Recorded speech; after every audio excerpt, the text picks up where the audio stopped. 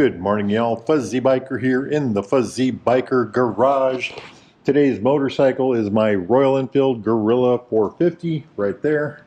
I just turned just over 300 miles last night, so I think it's like 300.1, and had a ball on it. It's a lot of fun. So what do I think of it at about a, well, what is it first? So it's Royal Enfield's little roadster, little sports bike. It's got a 452cc dual red cam 4-valve engine with 11.5 to 1 compression, 40 horsepower, 30 foot-pound, which is about 40 newton meters, 6-speed transmission, nifty, really good nifty 6-speed transmission. It's got a 310 millimeter brake on the front, a 270 on, or 270 millimeter on the back. Front tire is a 120/70/17. If you look at it, you can really see that. Nice wide grabby tire. Got the light on. The rear tire is a 160/16 and 160/17, so 17's front and back. It's got a 43 millimeter fork. Showa? Does it say Showa? It says Showa.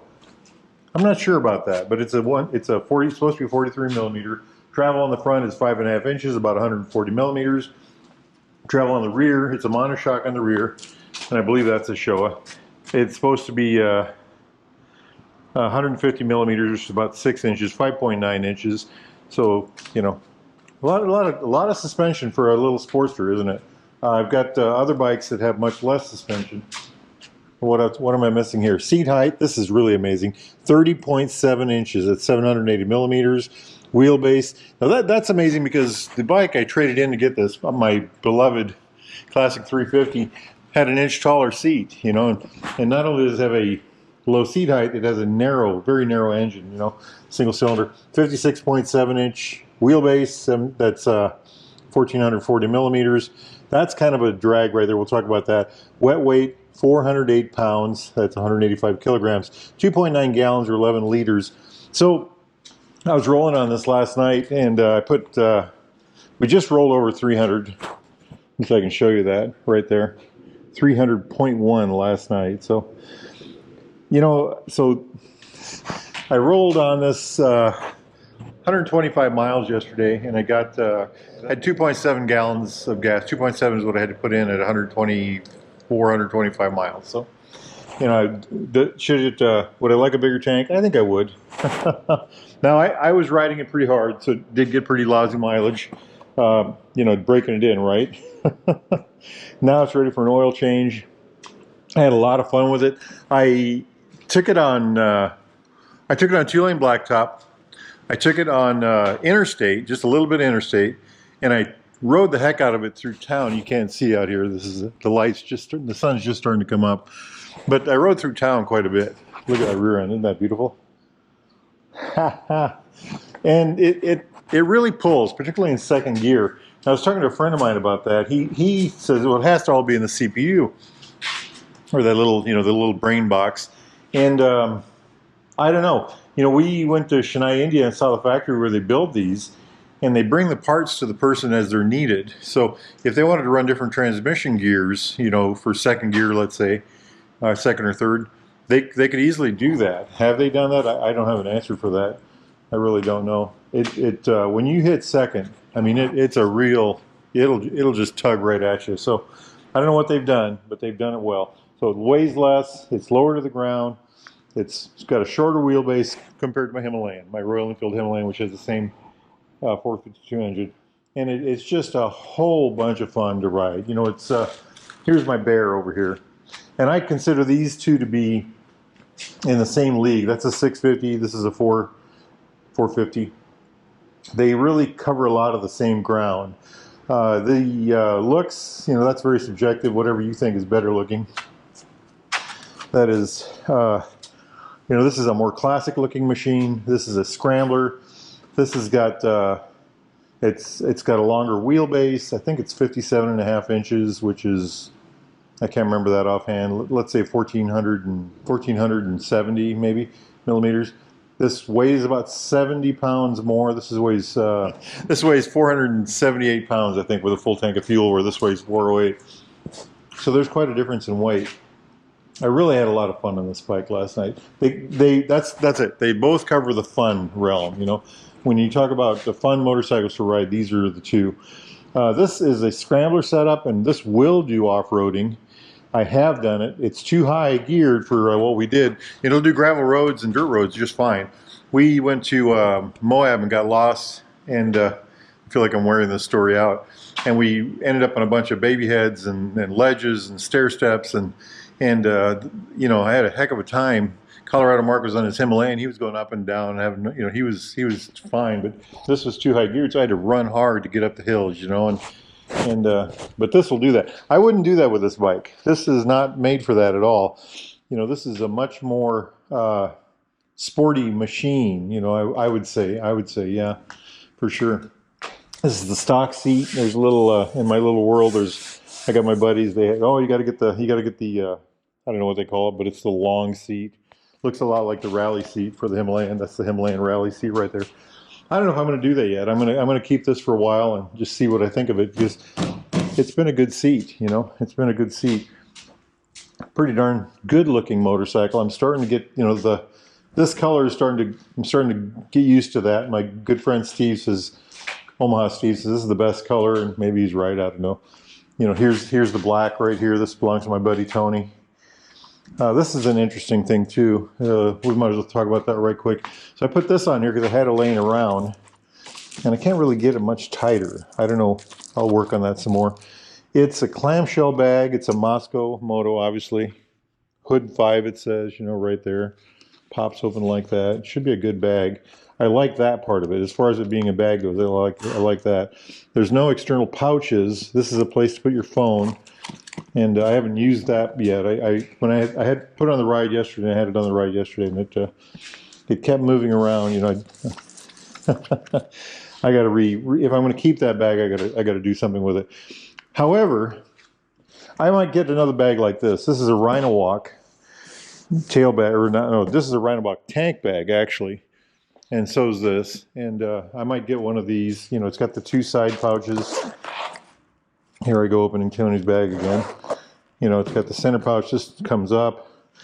It looks like a good bag. I might get one of those for this. I might take this one off and try it on this bike for a while. Other features of the bike, you know, tubeless tires. This one, I have TPMS through my phone. I put those on the other day. Those are a set that I've had for a long time. I just haven't, I'd like to have one with a reader on the dash, but I think for this bike I'll be okay. So speaking of the dash, this is a bike. This is one of 10 that made it into America. They have a different dash. Instead of having a TFT, they've got this analog setup, and it's a lot like my Super Meteor over there, but it's not the same. It's got a different. It even seems like a different size, but the background's different. So it's analog through the back, and here's the fuel gauge, time, gear indicator. Right there is the odometer. And then if you use the button right here, you can look at the odometer, trip A, trip B. It's got an oil light, which I really like. It's got a battery light, which I really like, you know. And there's the ABS light and the engine light. This is a tripper system. That's to help give you turn-by-turn navigation. And I haven't used it yet on this bike. I have used it on I think my Super Meteor has it. And it took a lot of power out of the phone. So if you do that, you got to really plug your phone in. There's a USB-C right here on these bikes, so you can do that. Plug your phone in, you leave your phone in here or whatever, and you have to leave the screen on your phone. Now the screen that you leave on is black, but you still have to leave it on. As far as switch gear goes, the clutch, the information button, pass to flash light, low beam, high beam, blinker, horn. Am I in neutral? No, I'm not. Let's get that in neutral. These are the hazard lights. And then this is the start button. So kill switch is right there. Run switch is right there. You can hear the tank. This is the mode button here. I'm not sure what that does on this bike. Because I don't have the TFT to show. That's one of the shortcomings, I guess. But then to start the bike, you rock the switch this way. Absolutely stock exhaust. Everything on this is stock.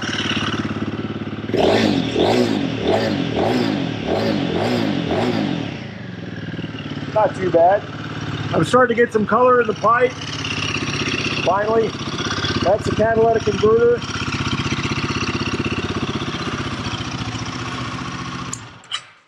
It's got a good sound. It really has a lot of torque. Like I said, I was driving around town. I was just amazed at how spirited it was. You know, it had a lot of pull, a lot of pull, if you know what I mean. It had a lot of fun with it. I'm a little. I don't know what to do. We're going to do something different with the color. I don't know what to do for add-ons. I've got something. I'm going to move the mirrors out. That was one thing I had last time. Was I see a lot of my shoulder in the mirrors for me. I don't know. I'd like to put a DNA filter in it, a fuel X on it, and a pipe to either the whole pipe or at least get rid of the catalytic converter. And I'm not sure where I'm going to go with that yet. So I'm going to think about that. I've got plenty of time. You know, this is what, November, so it isn't a big rush to, you know, go out and play with it. But that's kind of where I'm at with it. You know, I think it's a hot rod. Of all my motorcycles, I don't think I've added any pipes to any of my bikes other than my Harleys, and those came with those. You know, those came with the aftermarket pipes. So I think that's. I'm going to give that a lot of consideration. What do y'all think? So it's a hot rod motorcycle. It's a roadster. It's going to be rode. You know, it's got a small fuel tank, so it's going to be rode 125 miles at a time. It's you know, should a guy just jazz it all up with the aftermarket stuff? As far as, you know, performance, I think I might do that on this bike. Colorado Mark and Omaha Steve had CAD deletes on their bikes, and I think Colorado Mark has a Zard, and Omaha Steve has a AEW on his. And you know, I might go that route. You know, I might go that route. I'm really giving that some thought. Hey, you know, if I do that, I'd like to get the pipe from the head all the way back. And I'd like to see that before I commit to it, you know. It's a big deal. So all LED lighting, you know. I mean, look at this. It's very, physically, it's a small motorcycle. You know, there's an Interceptor right there. That's an Interceptor over yonder, you know. Very large bikes compared to this bike. It's, over yonder's an MV Agusta. That's a little tiny bike compared to this bike, but it's been a lot of fun. Chain drive, by the way. We're gonna have some fun with this one. What do y'all think? What do y'all think? Now, if y'all are interested in one of these, a new or used Royal Enfield Triumph classic British bike of any type, need parts, accessories, thingamajigs, doodads, helmets, gloves, jackets, gear of any type, get yourself over to Baxter Cycle in the mighty metropolis of Marnie, Iowa, or go to baxtercycle.com. Tell those fine folks that Fuzzy Garage Fuzzy sent you. Fuzzy Garage Fuzzy. What? Okay. It's going to be a beautiful day here. I am going to go riding today on that bike. I do have to run to the Harley shop this morning. When you own Harleys, you have to go to the Harley parts store and get parts periodically, and today that's what's going to happen this morning. But this afternoon, that thing's going to get some miles on it. We're gonna, you know, I think I better change the oil first, right? Hey, life is good. Get out of that easy chair, get off that couch, get out there and live it, my friends. Wahoo!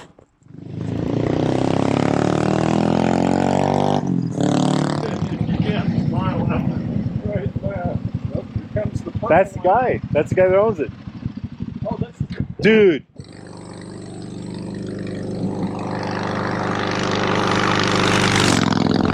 You gotta keep the greasy side down.